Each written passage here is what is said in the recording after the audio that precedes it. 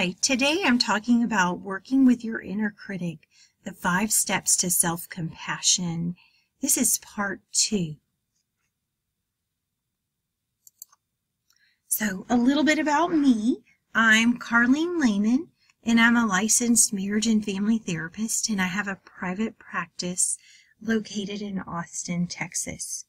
You can go to our website, www.relationshipsmatteraustin.com, to get more information about our services, and we have lots of other information on there to support you as well. So I see individuals, couples, and families, and one of the big things that I help couples do is to help increase their connection, their feeling of closeness, and then also working with their communication, because times that can get in the way, right? We can get kind of at odds and feel like we're sort of missing each other in the conversation, and it's not quite syncing up, and it can either escalate or we can withdraw and not want to get into it for fear that it's going to escalate. And I help individuals, couples, and families work through those situations, and then also to increase cooperation or teamwork, right, within their relationships as well. So today we are on part 2. So we are on the 5 steps to self-compassion. And in the first video, part 1, I talked about the practicing forgiveness. So you can look for that video and watch and listen to it if that appeals to you. And then today is step 2. We're developing a growth mindset. And then step 3, we'll be discussing expressing gratitude. Step 4 will be find the right level of generosity. And then step 5 is being mindful. So these are all different parts of helping us to develop more self-compassion, more gentleness and understanding for ourselves. So you may have heard of this, but there's this idea of a growth mindset versus a fixed mindset. And one of the big differences is that question, do you view challenges as obstacles, right? That would be more the fixed mindset, or as chances to grow. So those challenges, or sometimes we call them failures or mistakes, are they obstacles, things that get in our way, or are they a chance to grow and learn something new? So we're going to compare them. So the growth mindset, just like I was saying, failure is an opportunity to grow. In a fixed mindset, failure is because I have a limit to my abilities, because I'm not capable. But in a growth mindset is that you are capable. You just need some more tools or skills, and you just haven't learned it yet. But you're fully capable of learning it. Then in a growth mindset, you're saying, I can learn to do anything I want. In a fixed mindset, it's like, I'm either good at it or I'm not, right? Either I'm good at basketball or I'm not. I can't get any better, right? Don't even bother trying. That's the fixed mindset. But in the growth mindset is, well, I could learn. Let me go try, right? If that's something that really interests me, let me go see. Who knows, right? I may not be able to play like Michael Jordan, right? But I can still do it, right? And then in a growth mindset, those challenges help me grow, right? In the other, it's saying that, nope, it's one way or the other. I can't improve, right? And then in a growth mindset, my effort and attitude determine my abilities. So how much, right, how hard I'm working, and if I believe I can do it, right? Like I said, it's not whether, right, it may not be able to be like really like the best at it, right? But it's not about that. If it's something that I want to pursue and try, if it's something that brings me joy, right? I mean, the growth mindset is put yourself out there. Take it one step at a time. Get some help with it. And the fixed mindset's like, nah, don't bother getting help. It's not going to get any better.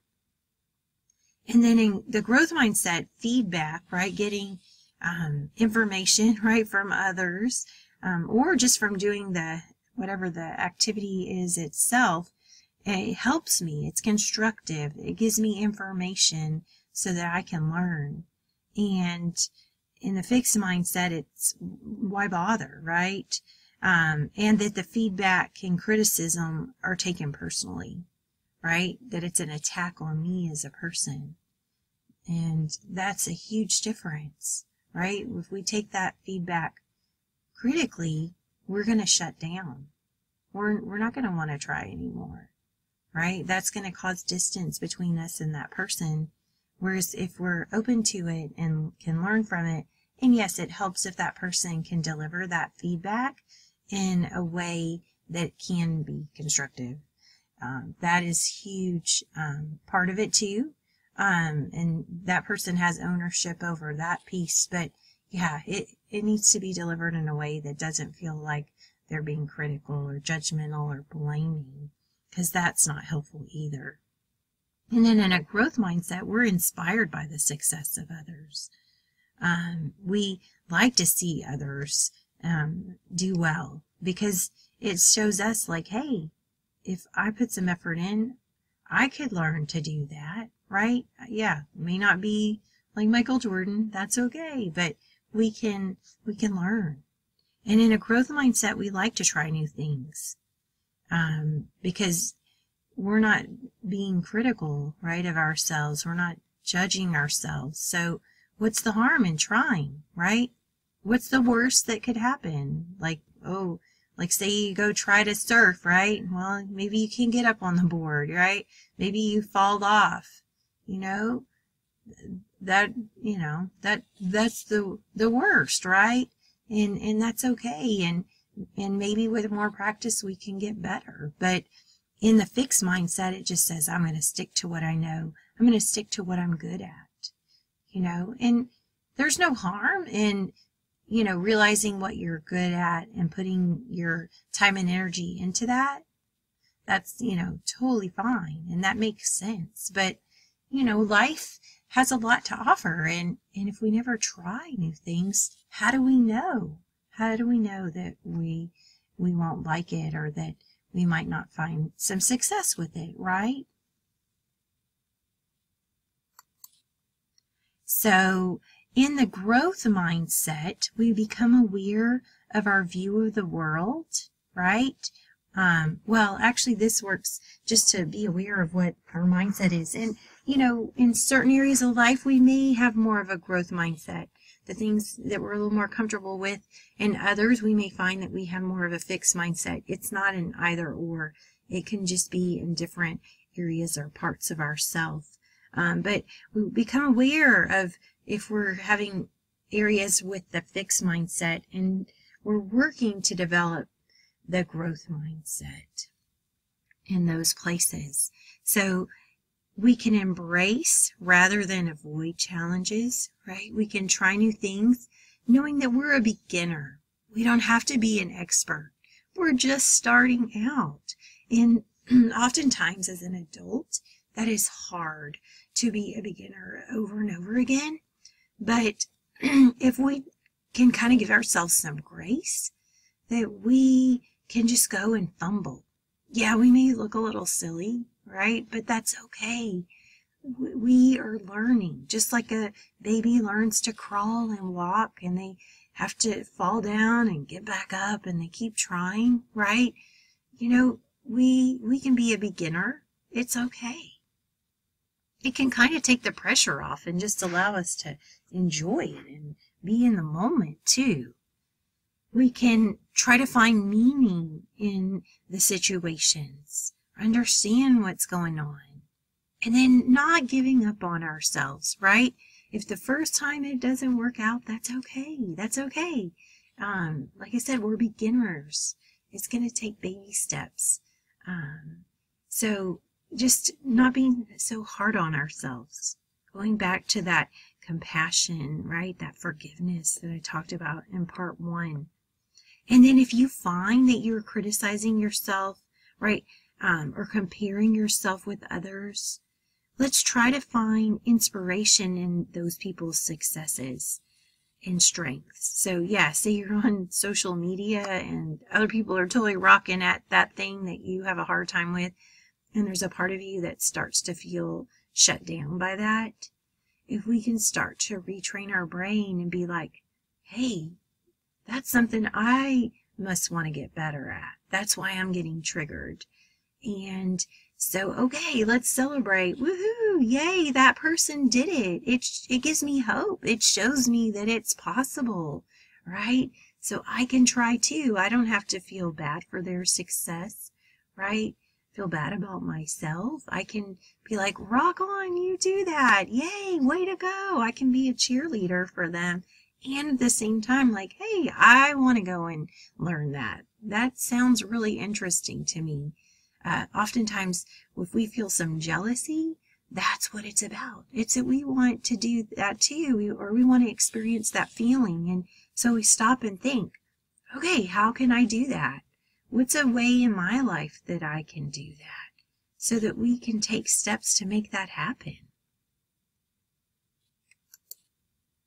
So we were talking about the growth mindset and the fixed mindset and the different areas that we might be experiencing those in life.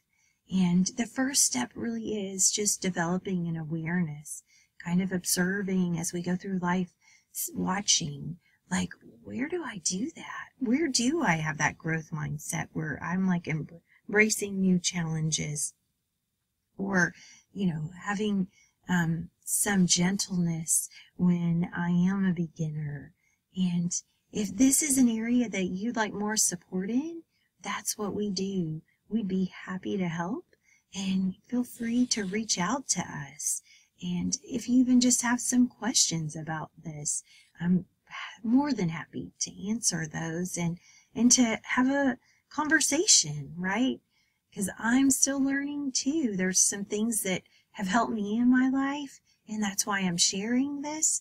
But there are some areas I'm still learning too. So if you'd like to stay connected with us, you can go to our website, relationshipsmatteraustin.com, and you can sign up. We have a monthly newsletter, or we also have a blog with articles and videos. And then you can find information on our services. We do individual, couples, and family counseling, as well as online counseling. And then you can follow us on Facebook, Instagram, Twitter, and YouTube. We have a lot of videos and other information that's shared on a regular basis on those pages. And then you can contact us by phone at 512-994-0432, or email me at carlene@relationshipsmatteraustin.com. So this journey, right, of developing more self-compassion and what that looks like, and breaking it down into these different steps, I hope that helps to make it a little more manageable. And this is a process that takes time. It's not instantaneous. And so just be gentle with yourself, right? Be patient as you're learning. And like I said, if you would like to reach out, we are here. We're happy to help. All right? So I wish you well as you journey through life.